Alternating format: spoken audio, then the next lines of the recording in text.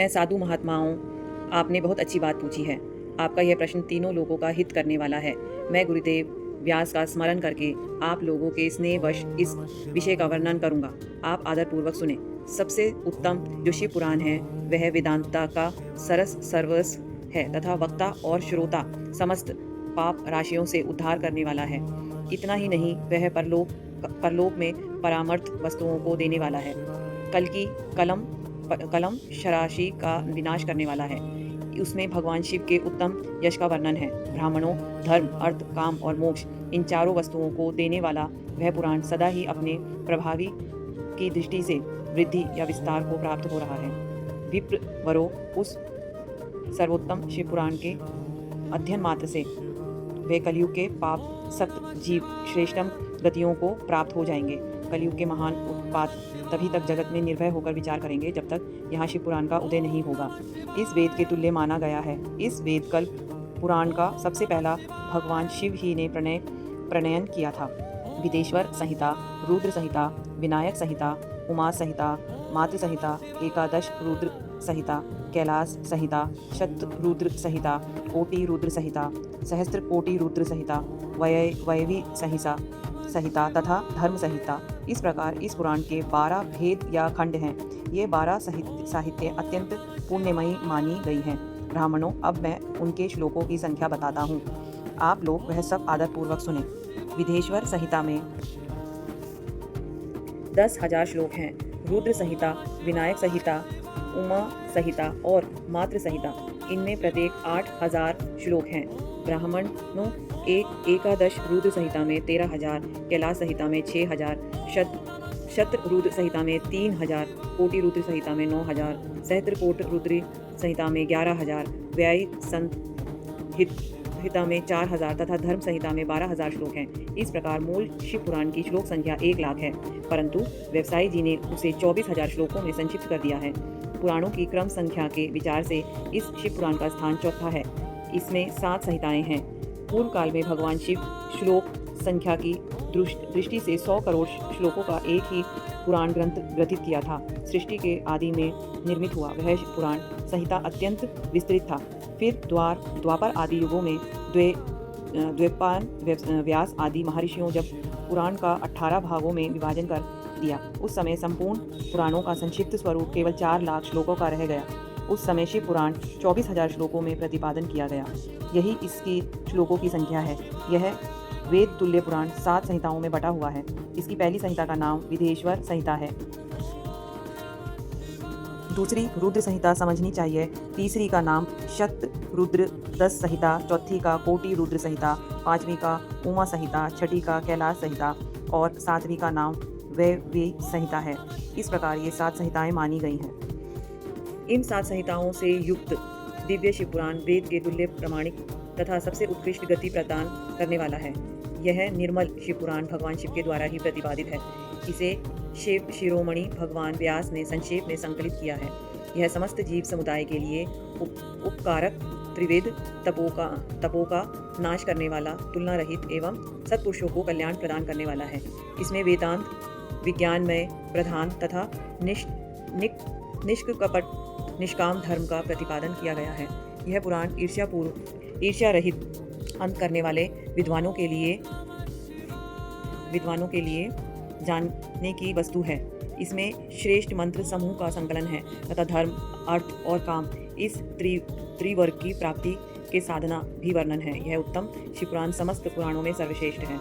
वेदांत में वेद रूप से विलसित परम वस्तु परमात्मा का इसमें गान किया गया है। जो बड़े आदर से इसे पढ़ता है और सुनता है वह भगवान शिव का प्रिय होकर परम गति को प्राप्त होता है। साध्य, साधन आदि का विचार तथा श्रवण, कीर्तन और मनन, इन तीनों साधनों की श्रेष्ठता प्रतिपादन।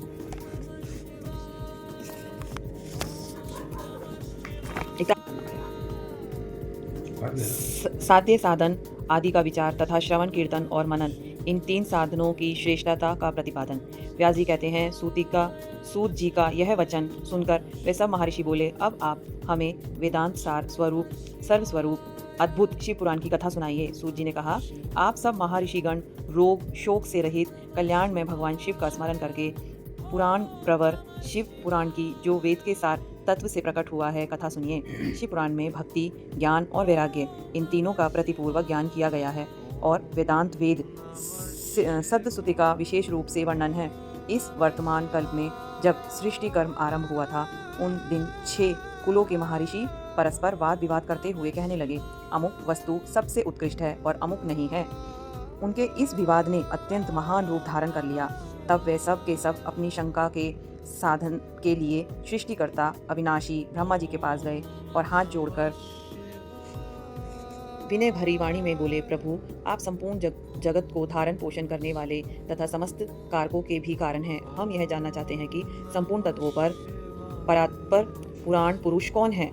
ब्रह्मा जी ने कहा, जहाँ से मन सहित वाणी उन्होंने ना पाकर लौट कर आती है तथा जिनसे ब्रह्मा विष्णु रुद्र और इंद्र आदि से युक्त यह संपूर्ण जगत समस्त भूतों एवं इंद्रियों के साथ पहले प्रकट हुआ है, वे ही ये देव महादेव सर्वज्ञ एवं संपूर्ण जगत स्वामी हैं। ये है कि सबसे उत्कृष्ट है। भक्ति से इनका साक्षात्कार होता है, दूसरे किसी उपाय से कहीं इनका दर्शन नहीं होता। रुद्र, हरि, हर तथा अन्य देवेश्वर सदा उत्तम भक्ति भाव से उनका दर्शन करना चाहते हैं। भगवान शिव में भक्ति होने से मनुष्य संसार बंधन से मुक्त हो जाता है।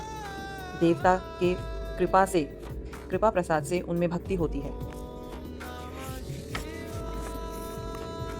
और भक्ति से देवता का कृपा प्रसाद प्राप्त होता है। ठीक उसी तरह जैसे यहाँ अंकुर से बीज और बीज से अंकुर पैदा होता है, इसीलिए तुम सब महर्षि भगवान शंकर का कृपा प्रसाद प्राप्त करने के लिए भूतल पर जाकर वहाँ सहस्त्रों वर्षों तक चालू रहने वाले एक विशाल यज्ञ का आयोजन करो। इन यज्ञपति भगवान शिव की कृपा से वेदों विधाय के सारभूत साध्य साधन का ज्ञान होता है। शिव पद की प्राप्ति हो सकती है, उनकी सेवा ही साधन है तथा उनके प्रसाद से जो नित्य नैमित्तिक आदि फलों की औरत से निष्प्रहा होता है, वह साधक है। वेदों तक कर्मों का अनुष्ठान करके उनके महान फलों को भगवान शिव के चरणों में समर्पित कर देना ही परमेश्वर पद की प्राप्ति है। वही सौलोक्य आदि से क्रम से प्राप्त होने वाली मुक्ति है। उन पुरुषों की भक्ति के अनुसार उन सबको उत्कृष्ट फल की प्राप्ति होती है। उन भक्तों के साधन अनेक प्रकार के हैं, जिनका साक्षात महेश्वर ने ही प्रतिपादन किया है। उनमें से सारभूत साधन को संक्षिप्त करने में बता रहा हूँ। कान से भगवान के नाम, गुण और लीलाओं का श्रवण, वाणी द्वारा उनका कीर्तन तथा मन के द्वारा उनका मनन, इन तीनों का महान साधन कहा गया है। तात्पर्य यह है कि महेश्वर का श्रवण, कीर्तन और मनन करना चाहिए। यह श्रुति का वाक्य हम सबके लिए प्राणभूत है। इसलिए साधन से संपूर्ण मनोरथ की सिद्धि में लगे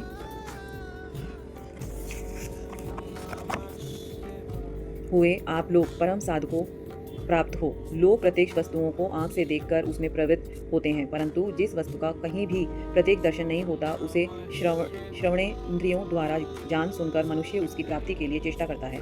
अतः पहला साधन श्रवण ही है। उसके द्वारा गुरु के मुख से तत्वों को सुनकर श्रेष्ठ बुद्धि वाला विद्वान पुरुष अन्य साधन कीर्तन एवं मन की सिद्धि करे। क्रमशः मनन प्रयांत इस साधन की अच्छी तरह साधना कर लेने पर उसके द्वारा साल्योक्य आदि के क्रम से धीरे धीरे भगवान शिव का संयोग प्राप्त होता है। पहले सारे अंगों के रोग नष्ट हो जाते हैं, फिर सब प्रकार का लौकिक आनंद भी विलीन हो जाता है। भगवान शंकर की पूजा, उनके नामों के जप तथा उनके गुण रूप विलास और नामों का युक्ति परायण चित्त के द्वारा जो निरंतर परिशोधन या चिंतन होता है, उसको मनन कहा गया है। वह महेश्वर की कृपा दृष्टि से उपलब्ध होता है। उसे समस्त श्रेष्ठ साधनों में प्रधान या प्रमुख कहा गया है। सूत जी कहते हैं, मुनीश्वरों, इस साधन का महात्म्य बताने के प्रसंग में मैं आप लोगों के लिए एक प्राचीन वृत्तांत का वर्णन करूंगा। उसे ध्यान देकर आप सुने। पहले की बात है, पराशर मुनि के पुत्र मेरे गुरु व्यास देव जी सरस्वती नदी के सुंदर तट पर तपस्या कर रहे थे। एक दिन सूर्य तुल्य तेजस्वी विमान से यात्रा करते हुए भगवान संत कुमार अकस्मात वहां जा पहुंचे। मेरे गुरु को वहां देखा, वे ध्यान में मग्न थे। उनसे जगने पर उन्होंने ब्रह्मपुत्र संत कुमार जी को अपने सामने उपस्थित देखा। देखकर वह बड़े वेग से उठे और उनके चरणों में प्रणाम करके मुनि उन्हें अर्घ्य दिया और देवताओं के बैठने योग्य आसन भी अर्पित किया। तब प्रसन्न हुए भगवान संत कुमार विनीत भाव से खड़े हुए व्यास जी से गंभीर वाणी में बोले, मुने, तुम सत्य वस्तु का चिंतन करो। वह सत्य पदार्थ भगवान शिव है, जो तुम्हारे साक्षात्कार के विषय होंगे। भगवान शंकर का श्रवण, कीर्तन, मनन, ये 3 महत्तर साधन कहे। पूर्व काल में दूसरे साधनों के सर्व मम से पढ़कर घूमता घामता मंदार चल पर जा पहुंचा और वहां तपस्या करने लगा। तदंतर महेश्वर शिवजी आज्ञा से भगवान नंदीकेश्वर वहां आए। उनकी मुझ पर बड़ी दया थी। वह सबके साक्षी तथा शिव गणों के स्वामी भगवान नंदीकेश्वर मुझे स्नेहपूर्वक मुक्ति का उत्तम साधन बताते हुए बोले, भगवान शंकर का श्रवण कीर्तन और मनन, ये तीनों साधन वेद समस्त है और मुक्ति के साक्षात कारण है। यह बात स्वयं भगवान शिव ने मुझसे कही है। अतः ब्राह्मण, तुम श्रवणा तीनों साधनों का ही अनुष्ठान करो। व्यास जी से बारंबार ऐसे कहकर अनुगामियों सहित ब्रह्मपुत्र संत कुमार परम सुंदर धाम को चले गए। इस प्रकार पूर्व काले इस उत्तम वृत्तांत का मैंने संक्षेप में वर्णन किया है। ऋषि बोले, सूत जी, श्रवण आदि 3 साधनों को अपने मुक्ति का उपाय बताया है, किंतु जो श्रवण आदि 3 साधनों में समर्थ हो वह मनुष्य किस उपाय का अवलंबन करके मुक्त हो सकता है? किस साधन भूत कर्म द्वारा बिना यत्न के ही मोक्ष मिल सकता है? का ब्रह्मा और विष्णु को अपने निष्कल और सकल स्वरूप का परिचय देते हुए लिंग पूजन का महत्व बताना। नंदीकेश्वर कहते हैं, तदनंतर वे दोनों ब्रह्मा और विष्णु भगवान शंकर को प्रणाम करके दोनों हाथ जोड़कर उनके दाएं बाएं भाग में चुपचाप खड़े हो गए। फिर उन्होंने वहां साक्षात प्रकट पूजनीय महादेव जी को श्रेष्ठ आसन पर स्थापित करके पवित्र पुरुष वस्तुओं द्वारा उनका पूजन किया। दीर्घकालत अविकृत भाव से सुस्थिर रहने वाली वस्तुओं को पुरुष वस्तु कहते हैं और अल्पकालत ही टिकने वाली क्षणभंगुर वस्तुएं प्राकृतिक वस्तु कहलाती हैं। इस तरह वस्तु के 2 भेद जानने चाहिए। किन पुरुष वस्तुओं से उन्होंने भगवान शिव का पूजन किया, यह बताया जाता है। हार, नुपुर, केयूर, किरीट, मणिमय कुंडल, यज्ञोपवित उत्तरीय वस्त्र, पुष्पमाला, रेशमी वस्त्र, हार मुद्रिका, पुष्प तंबूल, कपूर चंदन एवं अगुरा का अनुलेप, धूप दीप, श्वेत छत्र, व्यंजन, ध्वजा, चंबर तथा अन्याय दिव्य उपहरों द्वारा जिनका वैभव वाणी और मन की पहुँच से परे था, जो केवल पशुपति परमात्मा के ही योग्य थे और जिन्होंने पशुवध जीव कदापि नहीं पा सकते थे, उन दोनों ने अपने स्वामी महेश्वर का पूजन किया। सबसे पहले ब्रह्मा और विष्णु ने भगवान शंकर जी की पूजा की। इससे प्रसन्न हो भक्तिपूर्वक भगवान शिव ने वहां नम्र भाव से खड़े हुए उन दोनों देवताओं से मुस्कुराकर कहा, महेश्वर बोले, पुत्र, आज का दिन एक महान दिन है। इसमें तुम्हारे द्वारा जो आज मेरी पूजा हुई है, इससे मैं तुम लोगों पर बहुत प्रसन्न हूँ। इसी कारण यह दिन परम पवित्र और महान से महान होगा। आज की यह तिथि शिवरात्रि के नाम से विख्यात होकर मेरे लिए परम प्रिय होगी। इससे समय में जो लोग लिंग, निष्कल, अंग, आकृति से रहित निराकार स्वरूप के प्रतीक वैर संकल्प साकार रूप प्रतीक विग्रह की पूजा करेगा, वह पुरुष जगत की सृष्टि और पालन आदि कार्य भी कर सकता है। जो शिवरात्रि को दिन रात निराहार एवं जितेंद्रियों रहकर अपनी शक्ति के अनुसार निश्चिल भाव से मेरी यथोचित पूजा करेगा, उसको मिलने वाला फल का वर्णन सुनो। 1 वर्ष तक निरंतर मेरी पूजा करने पर जो फल मिलता है, वह सारा फल केवल शिवरात्रि को मेरा पूजन करने से मनुष्य तत्काल प्राप्त कर लेता है। जैसे पूर्ण चंद्रमा का उदय समुद्र की वृद्धि का अवसर है, इसी प्रकार यह शिवरात्रि तिथि मेरे धर्म की वृद्धि का समय है। इस तिथि में मैं स्थापना आदि का मंगलमय उत्सव होना चाहिए। पहले मैं जब ज्योतिर्मय स्तंभ भू रूप से प्रकट हुआ था, वह समय मार्ग शीर्ष मास में आद्रा नक्षत्र से युक्त पूर्णमासी या प्रतिदिन है। जो पुरुष मार्ग शीर्ष मास में आद्रा नक्षत्र होने पर पार्वती सहित मेरा दर्शन करता है अथवा मेरी मूर्ति या लिंग की झांकी करता है, वह मेरे लिए कार्तिकेय से भी अधिक प्रिय है। उस शुभ दिन को मेरे दर्शन मात्र से पूरा फल प्राप्त होता है। यदि दर्शन के साथ साथ मेरा पूजन भी किया जाए तो इतना अधिक फल प्राप्त होता है कि उसका वाणी द्वारा वर्णन नहीं हो सकता। वहाँ पर मैं लिंग रूप से प्रकट होकर बहुत बड़ा हो गया था। अतः उस लिंग के कारण यह भूतल लिंग स्थान के नाम से प्रसिद्ध हुआ। जगत के लोग इसका दर्शन और पूजन कर सके, इसके लिए यह अनादि और अनंत ज्योतिह स्तंभ अथवा ज्योतिर्मय लिंग अत्यंत छोटा हो जाएगा। यह लिंग सब प्रकार के भोग सुलभ कराने वाले तथा भोग और मोक्ष एवं एकमात्र साधन है। इसका दर्शन, स्पर्श और ध्यान किया जाए। ठीक है ना? बन रही है? ठीक है। अब यहाँ पे तो ऐसे ही लगा दो, रुको, ऐसे रखिए, ऐसे। तो यह प्राणियों को जन्म और मृत्यु के कष्ट से छुड़ाने वाले हैं। अग्नि के पहाड़ जैसे जो यह शिवलिंग यहाँ प्रकट हुआ है, इसके कारण यह स्थान अरुणाचल नाम से प्रसिद्ध होगा। यहाँ अनेक प्रकार के बड़े बड़े तीर्थ प्रकट होंगे। इस स्थान में निवास करने या मरने से जीवों को मोक्ष तक हो जाएगा। मेरे दो रूप हैं, सकल और निष्कल। दूसरे किसी के ऐसे रूप नहीं हैं। पहले मैं स्तंभ रूप से प्रकट हुआ, फिर अपने साक्षात रूप से। ब्रह्म भाव मेरा निष्कल रूप है और महेश्वर भाव सकल रूप। ये दोनों मेरे ही सिद्ध रूप हैं। मैं ही पर ब्रह्म परमात्मा हूँ। कलायुक्त और अकल मेरे ही स्वरूप हैं। ब्रह्म रूप होने के कारण मैं ईश्वर भी हूँ। जीवों पर अनुग्रह आदि करना मेरा कार्य है। ब्रह्मा और केशव मैं सबसे बृहत और जगत की वृद्धि करने वाला होने के कारण ब्रह्म कहलाता हूँ। सर्वत्र सम रूप से स्थित और व्यापक होने से मैं ही सबका आत्मा हूँ। सर्ग से लेकर अनुग्रह तक आत्मा या ईश्वर से भिन्न जो जगत संबंधी 5 कृत्य हैं, वे सदा मेरे ही हैं। मेरे अतिरिक्त दूसरे किसी के नहीं हैं, क्योंकि मैं ही सबका ईश्वर हूँ। पहले मेरी ब्रह्मरूपता का बोध कराने के लिए निष्काल लिंग प्रकट हुआ था। फिर अज्ञात ईश्वरत्व का साक्षात्कार कराने के लिए नियमित में साक्षात जगदीश्वर ही सकल रूप में तत्काल प्रकट हो गए। अतः मुझसे जो ईश्वर तत्व है उसे ही मेरा सकल रूप जानना चाहिए, तथा जो यह मेरा निष्कल स्तंभ है वह मेरा ब्रह्म स्वरूप का बोध कराने वाला है। यह मेरा ही लिंग चिन्ह है। तुम दोनों प्रतिदिन यहाँ रहकर इसका पूजन करो। यह मेरा ही स्वरूप है और मेरे समीपे की प्रति करने वाला है। लिंग और लिंगी में नित्य अभेद होने के कारण मेरे इस लिंग का महान पुरुषों को भी पूजन करना चाहिए। मेरे एक लिंग की स्थापना करने का यह फल बताया गया है कि उपासकों को मेरी समानता की प्राप्ति हो जाती है। यदि एक के बाद दूसरे शिवलिंग की स्थापना कर दी गई, तब तो उपासक को फल स्वरूप मेरे साथ एकत्व समुचय मोक्ष रूप फल प्राप्त होता है। प्रधानतः शिवलिंग की ही स्थापना करनी चाहिए। मूर्ति की स्थापना उसकी अपेक्षा गौण कर्म है। शिवलिंग के अभाव में सब ओर से सवेर मूर्ति युक्त होने पर भी वह स्थान क्षेत्र नहीं कहलाता। 5 कृत्यों का प्रतिपादन। प्रणव एवं पंचाक्षर मंत्र की महता, ब्रह्मा विष्णु द्वारा भगवान शिव की स्तुति तथा उनका अंतधार। ब्रह्मा और विष्णु ने पूछा, प्रभु सृष्टि आदि 5 कृत्यों के लक्षण क्या हैं? यह हम दोनों को बताएं। भगवान शिव बोले, मेरे कर्तव्यों को समझना अत्यंत गहन है, तथापि मैं कृपा पूर्वक तुम्हें उनके विषय में बता रहा हूँ। ब्रह्मा और अच्युत्य, सृष्टि पालन, संहार, तिरोभाव और अनुग्रह, ये 5 ही मेरे जगत संबंधी कार्य हैं जो नित्य सिद्धि है। संसार की रचना का जो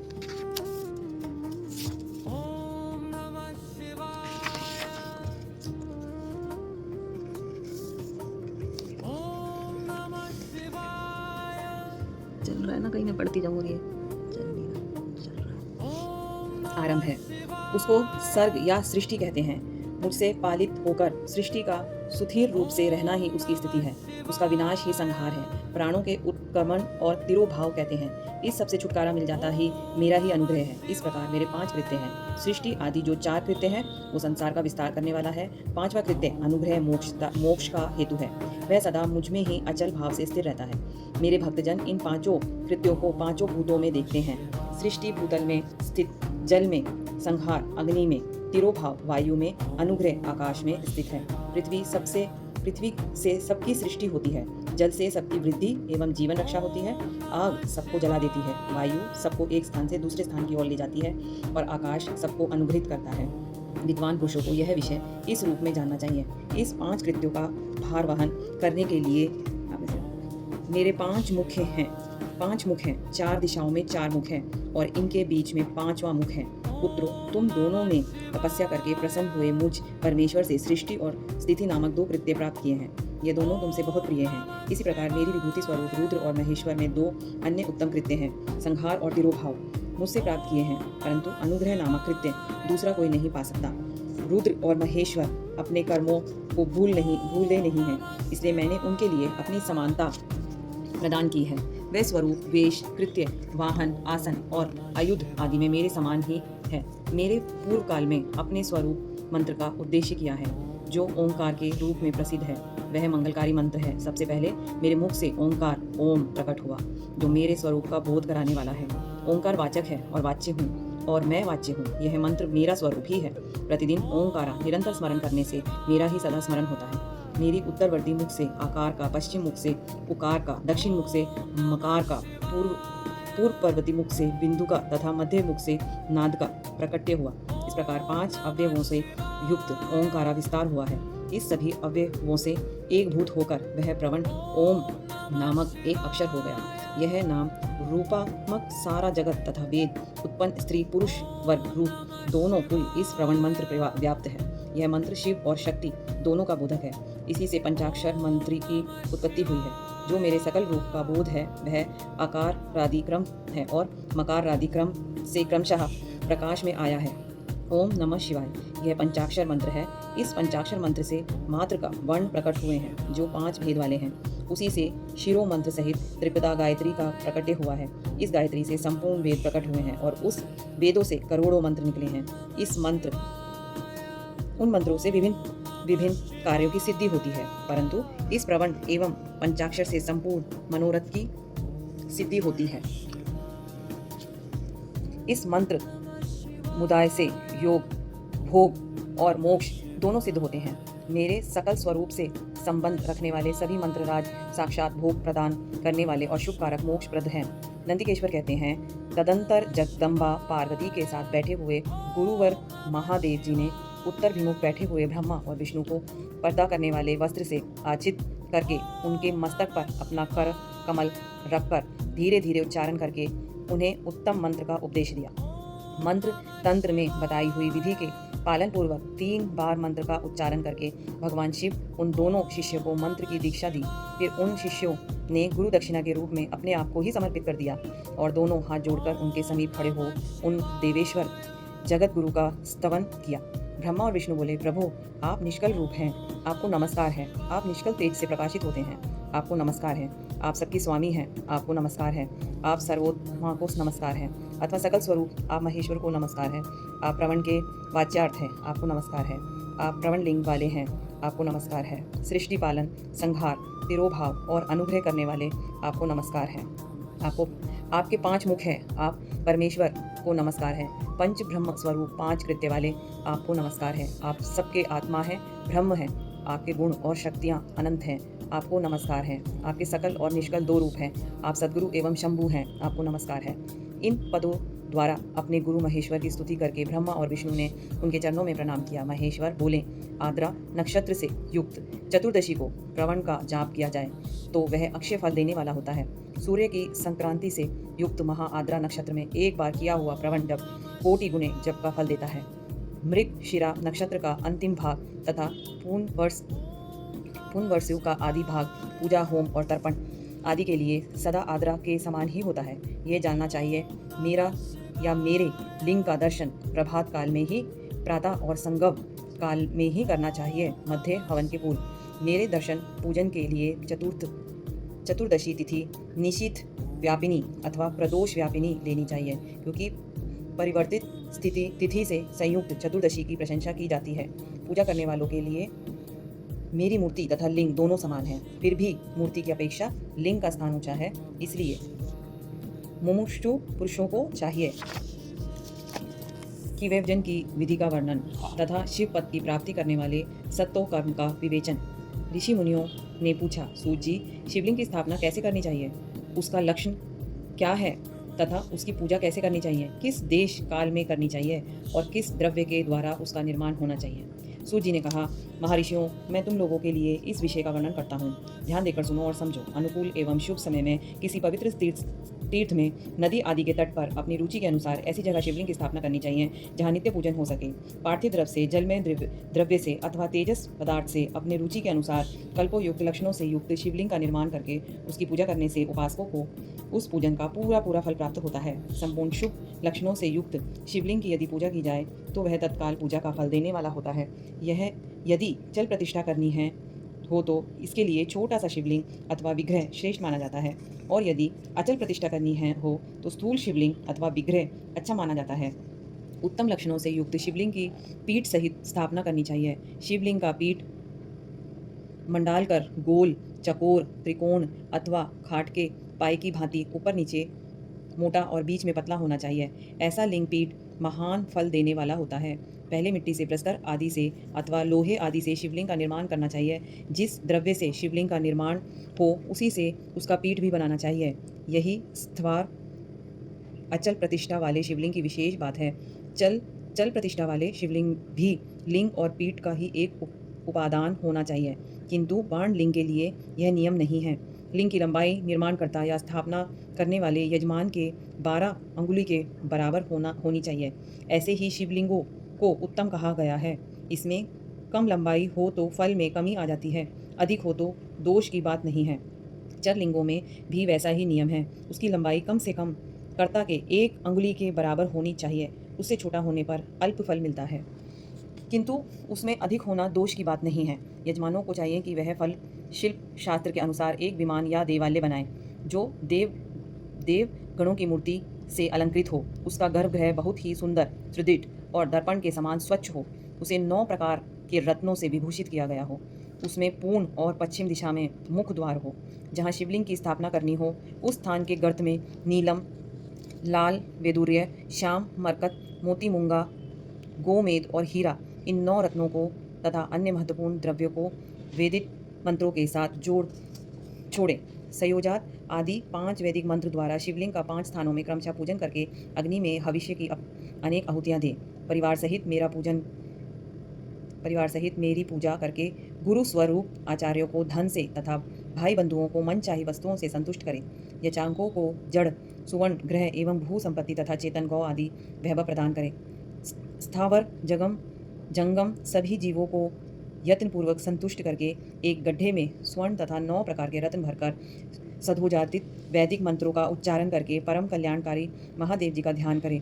तत्पश्चात नदों से युक्त महामंत्र ओंकार ओम का उच्चारण करके उस गड्ढे में शिवलिंग की स्थापना करके उसे पीठ से संयुक्त करके, इस प्रकार पीठ युक्त लिंग की स्थापना करके उसे नित्य लेप दीर्घ काल तक टिके रहने वाले मसाले से जोड़कर स्थिर करें। इस प्रकार वहाँ परम सुंदर वेर मूर्ति की भी स्थापना करनी चाहिए। सारांश यह है कि भूमि संस्कार आदि सारी विधि जैसे लिंग प्रतिष्ठा के लिए कही गई है, वैसे ही वेर मूर्ति प्रतिष्ठा के लिए भी समझनी चाहिए। अंतर इतना ही है कि लिंग प्रतिष्ठा के लिए प्रवण मंत्र के उच्चारण का विधान है, परंतु वेर की प्रतिष्ठा पंचाक्षर मंत्र से करनी चाहिए।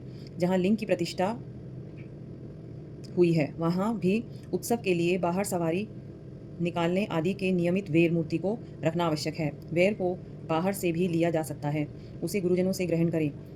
ब्रह्मावेर वहीं लेने योग्य है जो साधु पुरुषों द्वारा पूजित हो। इस प्रकार लिंग में और वेरम में हुई महादेव जी की पूजा शिव पद प्रदान करने वाली होती है। स्थावर और जंग मके भेद से लिंग भी 2 प्रकार कहा गया है। वृक्ष लता आदि को स्थावर लिंग कहते हैं और कृतिकीट आदि को जंगम लिंग कहते हैं। स्थावर लिंग की सींचने आदि द्वारा सेवा करनी चाहिए और जंगम लिंग को आहार एवं जल आदि देकर तृप्त करना चाहिए। उन स्थावर जंगम जीवों को सुख पहुंचाने में अनुरुक्त होना भगवान शिव का पूजन है। ऐसा विद्वान पुरुष मानते हैं जो चराचर जीवों का ही भगवान।